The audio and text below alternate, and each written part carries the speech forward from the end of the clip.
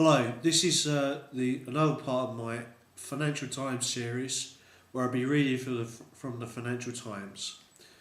This is on the subject of currency wars and the war between the Federal Reserve of the United States and the ECB of the EU and China's central bank. The question is, is the dollar overvalued, and is the yuan, the Chinese renminbi currency, undervalued? The Americans have wanted the renminbi to rise in value, but are they making the right decision? Because any rise in the renminbi will mean that a rise also in the dollar and the rise in the amount of debt that the US has to pay China back, because of the flow of capital goods from China to America. And now machine tools, that's what capital goods are. Machines that make other machines, and machines that make goods as tangible goods, that's physical goods. That flow is from Europe, who makes the machine tools, to China, who China makes cars and white goods like fridges and freezers to sell to America.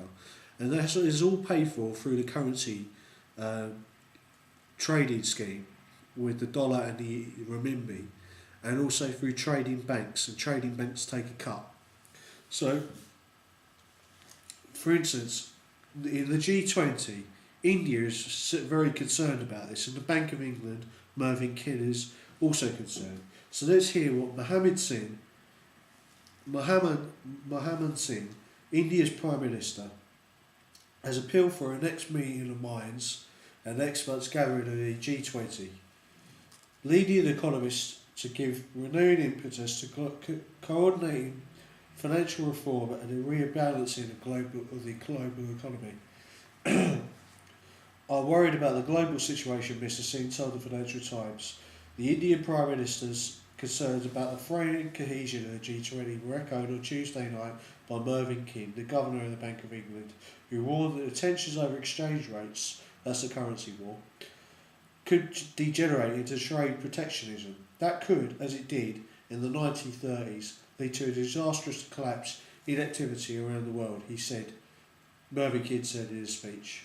That is what happened that led to World War II.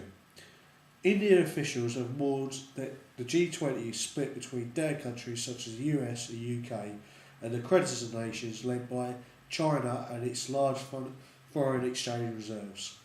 Undervaluing the currencies and monetary easing, that's the printing of more money, were complicit in problems that were leading to a dangerous divergence of opinion amongst global leaders. And there you see the stark difference between the Federal Reserve's monetary easing of printing more money and the ECB, which is trying to keep to a 2% increase in the money supply. That's inflation. Now,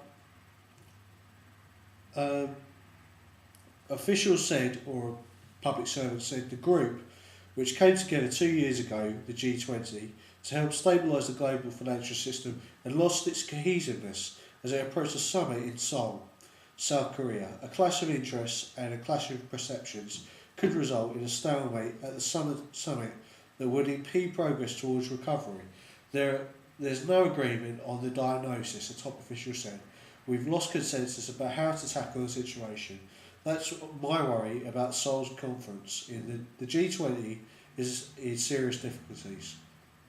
International tensions over exchange rates have escalated ahead of the summit, as some countries have engineered the depreciation of their countries, that's the US, to sharpen their economic competitiveness. The hope is that the US will be able to produce more exports by lowering the dollar's value.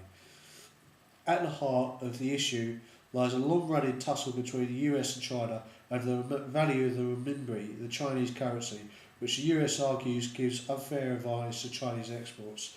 The Korean hosts are aiming to create a financial safety net for governments and agree on banking capital accords.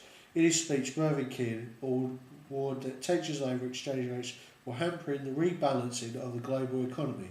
the spirit of cooperation evident in late 2008 so strong has now ebbed away, Mervyn King said.